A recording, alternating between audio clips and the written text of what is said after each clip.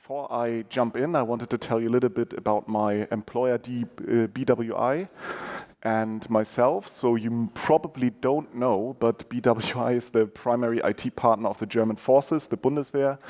So that's also why basically where the Bundeswehr is in Germany, BWI is as well. So that's why we have over 130 locations and 40 major sites. It is, however, a private company. It's just fully owned by the federal government, the defense ministry, more specifically. And well, I'm currently the tech lead of the private cloud efforts of the Bundeswehr. Before I joined BWI earlier this year, I was working for Google, and before that for several startups, like most of them in the FinLeap ecosystem. And I'm actually living in Hamburg, so I'm presenting on home turf today. So, what do I actually want to talk about? Before I actually go into the more technical things, I want to kind of come up with a definition of a VPC to make sure we're talking about the same things. Then once we get over this kind of definition, I will go into how does container network interface in Kubernetes or in the container ecosystem actually work.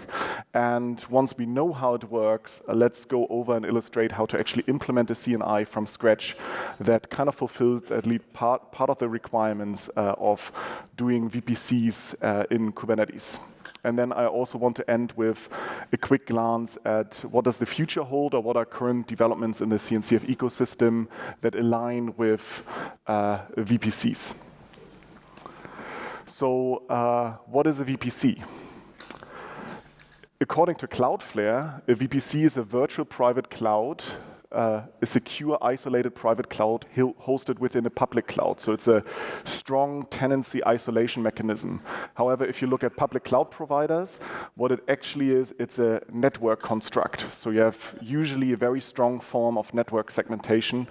You get your own network in a cloud provider, and today that's basically the definition we are going to use. It's we keep in mind that we want our own secure, isolated cloud, but the VPC is the underlying network construct. So what we actually want to do is we want to build a cloud on top of Kubernetes. And there is actually code, because I did this in my home lab at home. So if you're like me, you might have Raspberry Pis and different machines at home. So with the code, you would be able to test and build and play around with these kind of things yourself. So now that we know what we want to do, let's actually go over how the container network interface works. And most of you probably know in your Kubernetes clusters, on every node, there's a kubelet. So let's kind of take it from the perspective of the kubelet and see how the CNI comes in. So when a pod is scheduled, so there is maybe a deployment, the deployment controller will schedule your replica set, the replica set controller and the controller manager will create a pod, and the scheduler will take the pod and assign it to a node. Now the kubelet comes in and is watching for pods that are assigned to its node, so it's interacting with your API server. And so the very first step is, well, kubelet notices, hey, there's a pod I need to start. It will take the pod configuration and will create it using the container runtime interface with your local container runtime, which might be ContainerD. The container runtime interface should not be confused with the low-level OCI runtime interface. The container runtime interface is actually a higher-level interface, and under the hood, ContainerD, which provides the container runtime interface, will interact with the low-level OCI runtime, which might be something like runC. And there's also the second bit for networking, it will be libCNI. So the container runtime will call out or interact with libCNI, and will then finally, in step 4, read your CNI configuration and call out your CNI binary or your CNI plugin.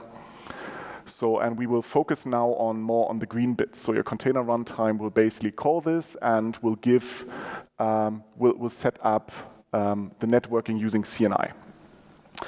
If we now take a closer look at the CNI configuration, so basically the input for the CNI plugin, then we will see it's JSON. Why is it JSON in a very YAML-dominated ecosystem? Well, the CNI spec is actually independent of Kubernetes. and is agnostic of container orchestrators. So it's not actually exclusive to Kubernetes, even if it's often used in the context of Kubernetes. And that's why the spec is intentionally very simple. You will actually see some decisions are simple but might complicate day 2 operations, but it's very simple to implement. And if we now take a closer look at the configuration on the right side, then, well, it's in JSON format. In line 2, you can actually see it's a version specifications. There have been a couple of versions so far, from 0.1 to 1.1. Not every version stuck around for a long time, but there was a longer time on 0.3.1 and 1.0, and 1.1 was actually released like a couple of weeks back.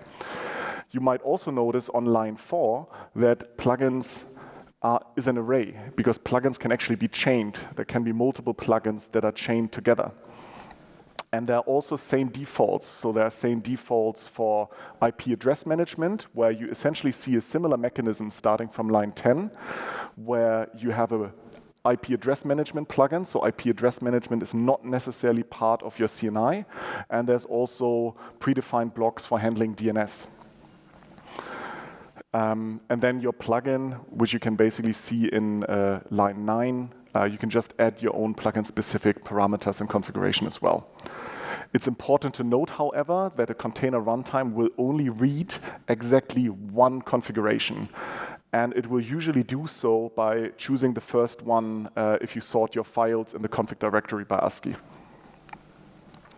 Now, if we take a closer look at the binary that is being called, this configuration is read by libcni and then passed in when you call the binary on stdin. So the whole JSON is actually passed in on stdin. The CNI config is usually specific to an overlay network. So there's basically one CNI config on every node. It's not pod specific. So the pod or container specific information, the additional arguments and parameters, are passed in using environment variables.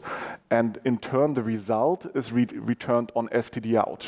Or if there's an error, it will be on stdr. And there's a specification for this as well. So there is a couple of commands available, 6 in total, which are passed in through environment variables. And there is add, delete, check, and there's status, version, and GC. The first 3 are actually the most important, and they basically do exactly what you expect. Add will add a container to a network, delete will remove a container from a network, check will basically reconcile and see if everything is in order, status will check if the plugin is working essentially, version will check, hey, what's the supported CNI version, because libcni can also potentially convert CNI version to make sure the plugins get the config in the correct version. And there is a very recent addition, garbage collection. If you implement a CNI, you actually only have to implement the first 3, and the other ones are essentially stretch goals. You might now wonder, how do you actually log when you develop? Because, well, stdout is taking, stdr is taking, you can log to a file, but that's not really idiomatic in Go land, in Kubernetes land. So what you often see is actually thick plugins. What thick plugins are doing is basically this binary is just a shim and is calling out to the real implementation that is running on the host in a daemon set and is exposing like a gRPC API, so you can still log within a pod context. So if we now, just for completeness sake, if we take a look at the result, it's just yet another JSON spec. It returns a well-defined set of parameters that are use case dependent but are standardized, because this information needs to flow back into your container runtime, up the container runtime interface, so the kubelet can potentially do additional things, or that kubeproxy knows the endpoints, and so on and so on. So now that we actually know how a CNI works, let's go ahead and implement a CNI from scratch, or at least let's illustrate how we would implement it. Because when I tested this talk and was testing at home how long I would take, I take usually way too long. That's also why I'm speaking slightly faster, hoping to be within the time. But we want to create a CNI from scratch for our VPC use case.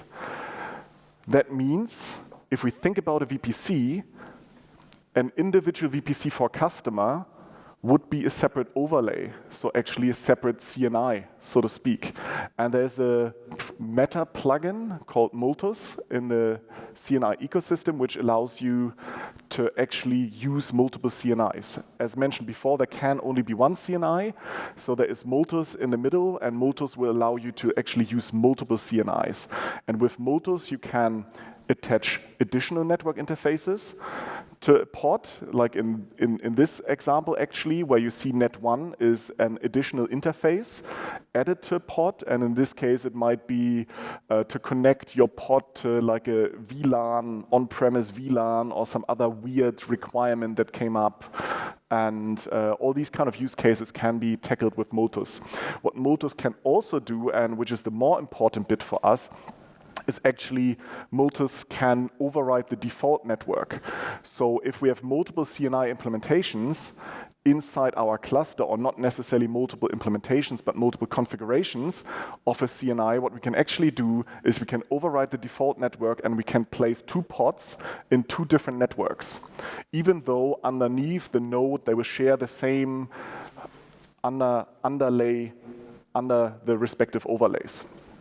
So now, if we take this a step higher, this would essentially mean we have a default CNI in our Kubernetes clusters that is still responsible for control plane traffic, for everything the operators, controllers are doing, but it gives us the possibility to create separate CNI configs for VPCs, in this case A and B, and hypothetically speaking, there can also be something like VPC peering, where maybe there is an interconnect between 2 VPCs, but that's actually a more advanced topic we are not going to cover today, but that is certainly possible. If we now look at a reference, because the question is, okay, we talked about having multiple overlays, how are actually overlays created? And the answer that most of the projects, so this is not something new, that most of the projects like Cilium, Calico, Flannel came up with is VXLAN. VXLAN is an encapsulation protocol, and it's leveraged by most CNI implementations. It's usually the default option, doesn't mean there's not other options out there as well. And usually every node in Kubernetes gets its own subnet, so you have like an IP range for every node, and the traffic within the whole pod IP range will be encapsulated. If we look at the diagram on the left and go from top to bottom, you will see like every pod usually has the default interface is usually always called ETH0 inside your pod namespace, and there's always it's part of a virtual Ethernet pair, so there's a corresponding interface in the host namespace, which is connected to bridge, that for Flannel is called CNI0, which has the whole node IP range attached or assigned, and the bridge is then connected to the actual VXLAN interface, which is responsible for encapsulating traffic when you forward to another node that is part of the overlay, effectively creating a VXLAN tunnel. So if we wanted to do what Flannel is do by hand using IP route 2 tooling, and hopefully you're familiar with the IP tooling, and if you played around on any Linux host, this will be very familiar to you. If we now do what the diagram shows us from the bottom up, however, so now we go back from the bottom to the top, then on every node, we will create a VXLAN interface.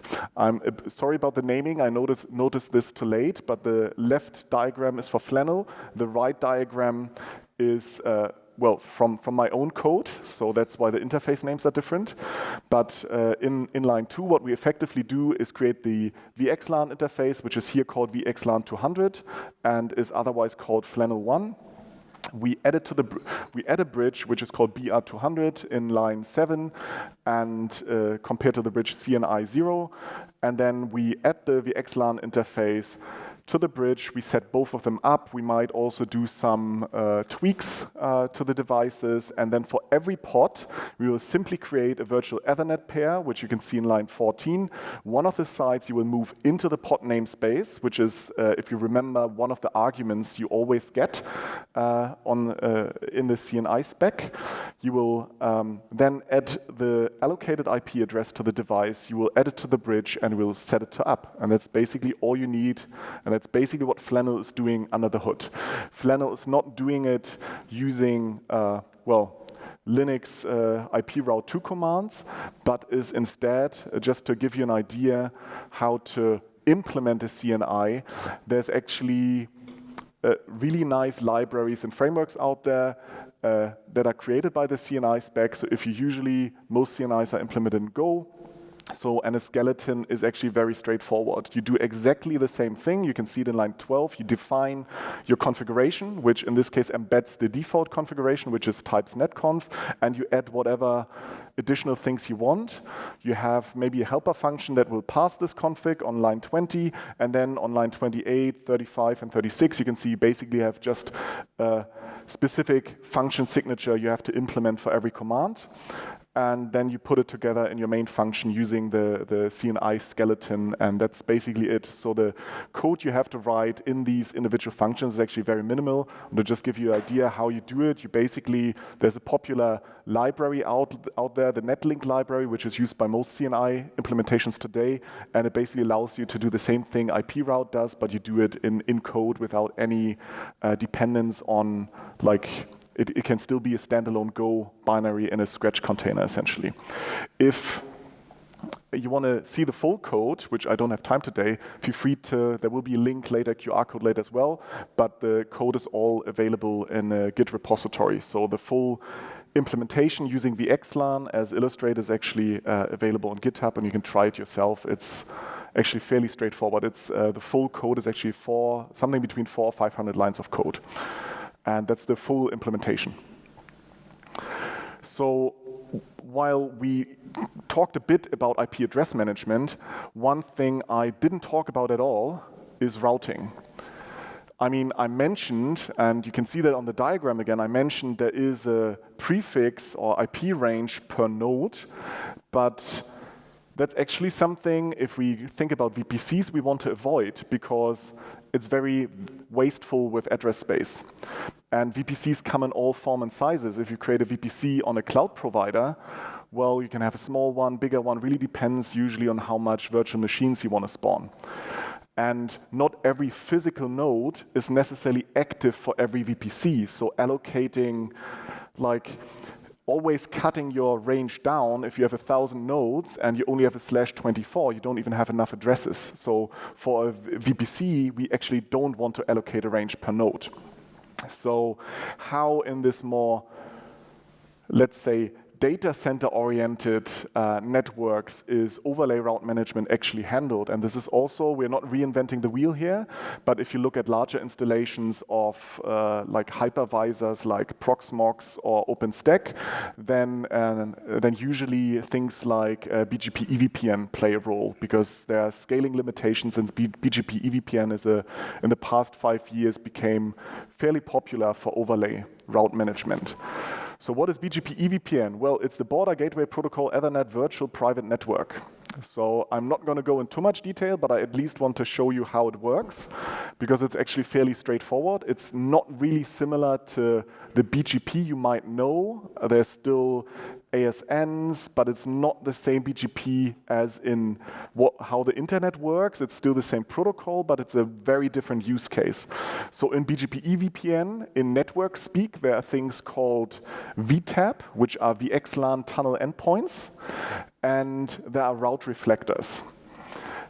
Every VTAP will actually advertise to the route reflectors. What will they advertise? They will advertise all the active VXLAN IDs on a given node.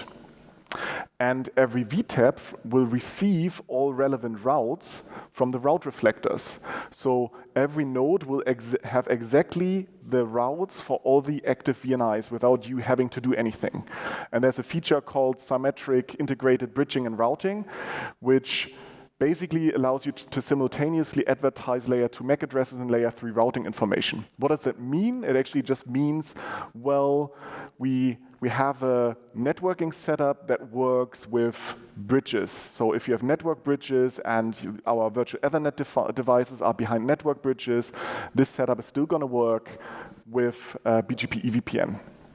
And what it actually gives us, it gives us automatic discovery of routes depending on the local VNIs, so the local VXLAN network identifiers.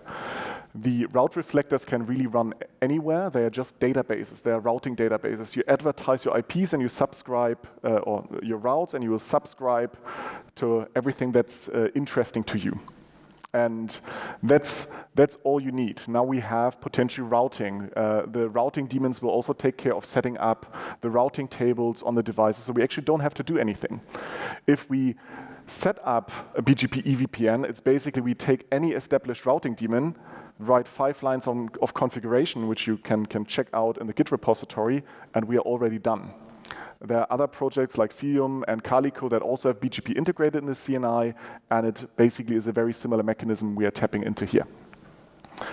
If we now look at, okay, what do we actually, let's take a step back, what do we actually need in our Kubernetes cluster?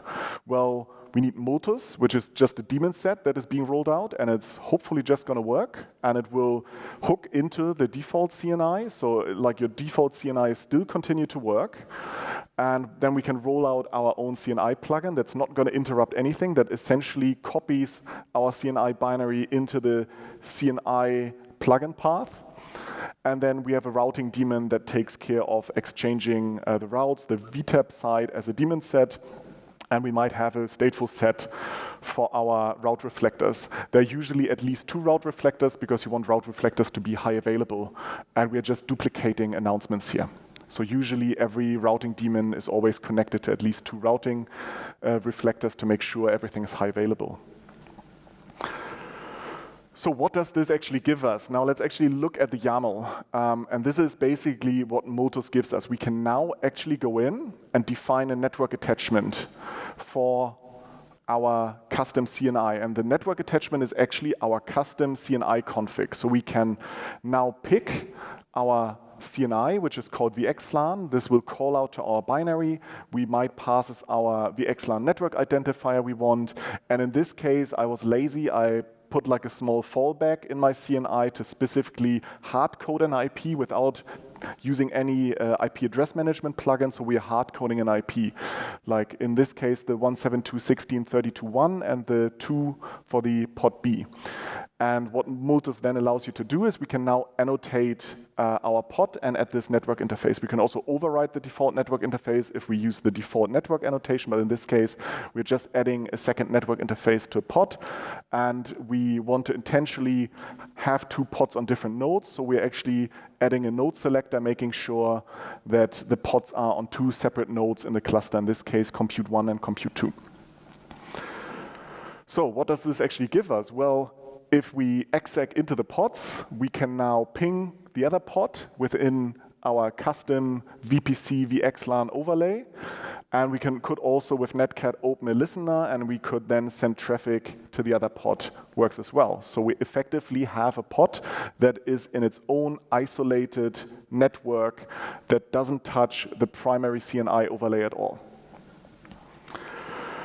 So, well, as you can see, I'm able to use lots of German forces pictures. So that's all the stock photos I get. So what does the future actually hold?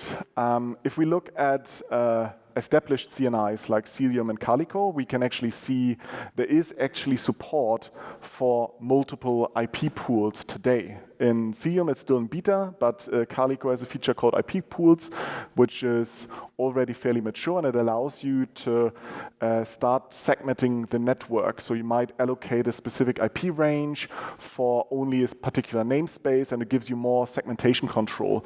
What it doesn't do, and where the slight difference or where the additional requirements of a VPC come in, a VPC would also fully segment the routing. Like usually when you have one CNI, the routing will not be segmented. There might be network policies prohibiting traffic between different IP pools, but there will still be routing information. And routing information as a cloud provider, if you're like hobbyist like me and you're in your home lab, you're always building a small hobby cloud, so to speak, you don't want any information of any tenant to leak through. So IP pools are actually not enough, but they are going in the right direction. And there's other CNI implementations like OVN Kubernetes. OVN, or Open Virtual Networking, might be familiar to you, is what hypervisors like Proxmox, OpenStack actually use under the hood. And OVN Kubernetes is the new default CNI of OpenShift, by the way. And similarly, Rancher has a similar development, because why are now big vendors actually looking into these, let's say, stronger network isolation mechanisms? Well, the reason is basically hyperconverged infrastructure. VPCs in a cloud provider, you probably know, essentially are there to spawn VMs in there. So we're actually kind of leaving our container ecosystem a bit. And the primary motivation for these software-defined networks is virtual machines. And the big vendors obviously want you to run everything on Kubernetes. And I also think it's a good thing to run everything in Kubernetes, because I'm personally more familiar with Kubernetes. So it's great to have everything in Kubernetes from my point of view. So what is hyperconverged infrastructure? It's basically software-defined IT. You have software-defined computing, which is like the hypervisor. You have software-defined storage. You have software-defined networking. So everything is software-defined, and the reason is you want to use commercial off-the-shelf servers. You don't want to have NVMe over fiber, very specific hardware-oriented designs. So everything is software-defined. And in Kubernetes, usually everything already is kind of software-defined. So it's not a big step up from Kubernetes perspective. The only new use case is the hypervisor, and potentially that we want to have stronger isolation mechanisms from the network point of view and storage point of view. So it brings in new requirements, but it's not something that is unrealistic in Kubernetes. So if we take this trend actually further, what we see today and what you see at larger cloud providers is, funny enough, converged infrastructure. I'm actually dropping the hyper here. Depending on which vendor you talk to, the hyper has different meaning depending on what they want to sell you. So for me, I prefer to just talk about converged infrastructure and leave out what the hyper means. But if we look at converged infrastructure today, what we see is actually more and more stuff is actually moving back to hardware again.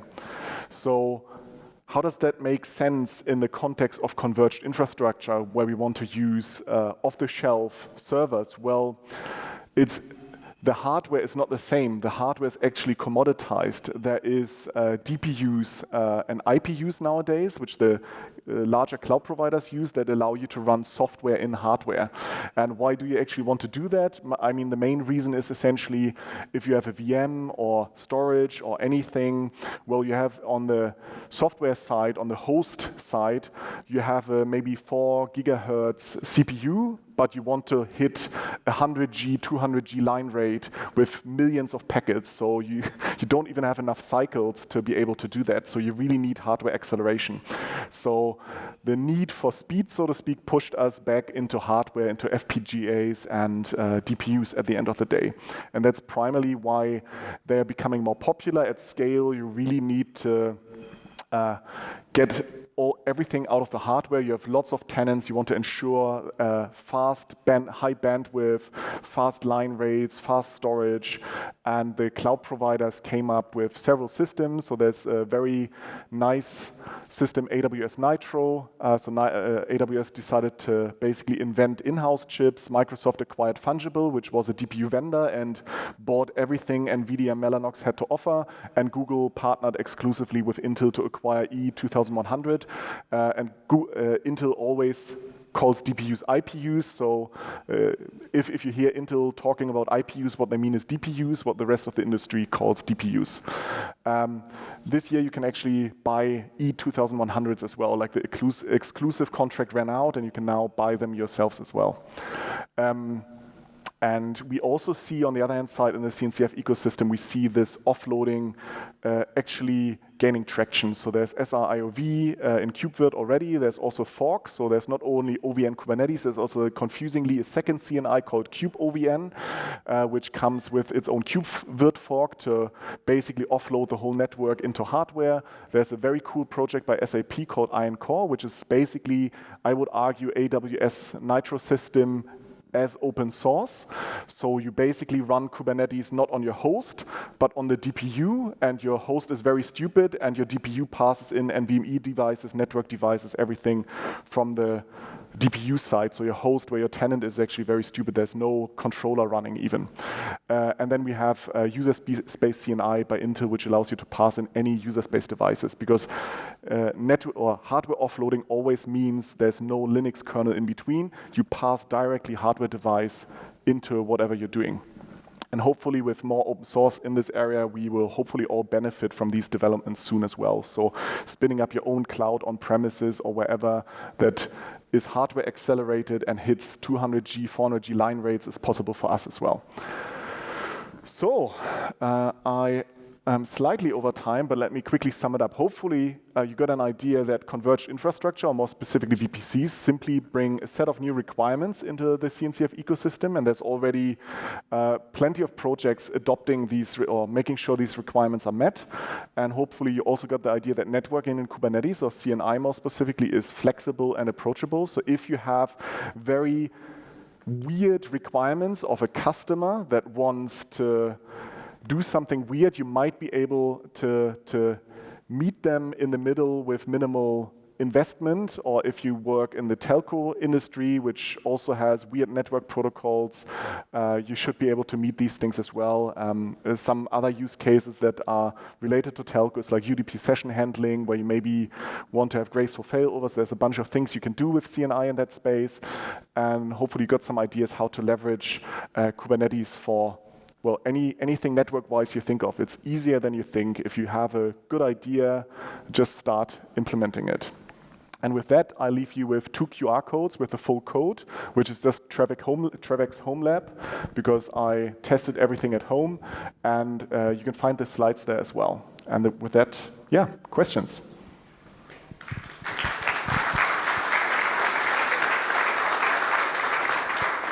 Thank you very much. Actually, we are perfectly on time, so no issue. We are really perfectly on time. All right, we have 2 questions. So the first one is this one. So does the custom VPC work across them spaces? Does it support network policies and the standard Kubernetes security mechanism? Yes and no. So the funny thing is, it does exactly what you want it to do. In our case, you saw the route reflector. There's actually nothing stopping you in using the same route reflector across 3 Kubernetes clusters, which would mean, well, your Kubernetes clusters now can actually, if there is underlay connectivity, route traffic to each other, and the pods could communicate with each other in the same overlay network that you span across multiple clusters. So it not only works across namespaces, but potentially across clusters as well. However, does it support network policies? Yes and no. So network policies have to be implemented by the CNI, and I, at least today, didn't implement it. So it can work, but you would have to take care of this yourself. So that just really depends on your implementation. Got it. And the last question that we have is, how big is the network performance impact implementing CNI? I think the idea is how bad it could be if you are multiplying the CNI on the same infrastructure. So actually not at all. So the limit is the sky. So obviously there's overhead for the Linux kernel. At some point you will hit limits, like strictly speaking, the VXLAN identifiers are limited to 60 million. So you will have trouble creating more than 60 million VPCs. Hopefully you don't need 60 million, but that would be the limit in this case. And otherwise you have obviously issues. The bigger issue will be having exhausting sockets and ports and everything before you hit limits in the Linux networking stack. Because the only thing the CNI really does is set up the Linux kernel or the networking constructs in a way. If you offload these network constructs onto a DPU, then there is actually no performance hit. The Linux kernel doesn't even take care of it. Like you just get the bit where you saw the virtual Ethernet interface would actually just mean there is an Ethernet interface that just drops out of your network card, and you directly communicate through it, and all the flows are actually offloaded to DPUs. So then you actually can hit line rate with these constructs. So there's actually, the sky is the limit. All right, another one. So you created your own CNI, then let leverage Multus to use it on your cluster. Can you just use Multus for multiply Calico instances and let each CNI be a VPC? Yes. And you should avoid building your own at all, but it was a fun learning experience. So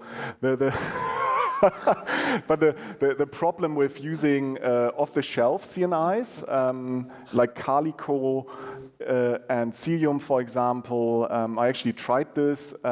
They expect to that they own the cluster. You will have multiple operators looking into Cilium network policies and the same custom resource constructs, and they tend to collide. So strictly speaking, it actually would work. You just have to make sure to not step on the toes of the other CNI implementations. It was easier and more fun to just implement it myself. So with that being said, like there's also, I had the repository by the CNI spec group. There's lots of plugins. There's actually like today there's probably for most use cases not even a need to implement them, but just chain together a bunch of plugins that work for you.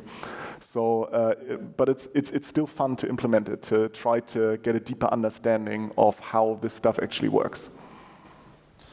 And the last question so far, would OVN not solve a lot of complexity you just explained regarding vinyl and phenyl? Yes. I mean, that's, I guess that's also the reason why Red Hat decided to make it the primary CNI in OpenShift nowadays, because it gives you already like this software-defined networking capabilities and allows you to offload them to hardware. And so that's actually a great use case to use OVN.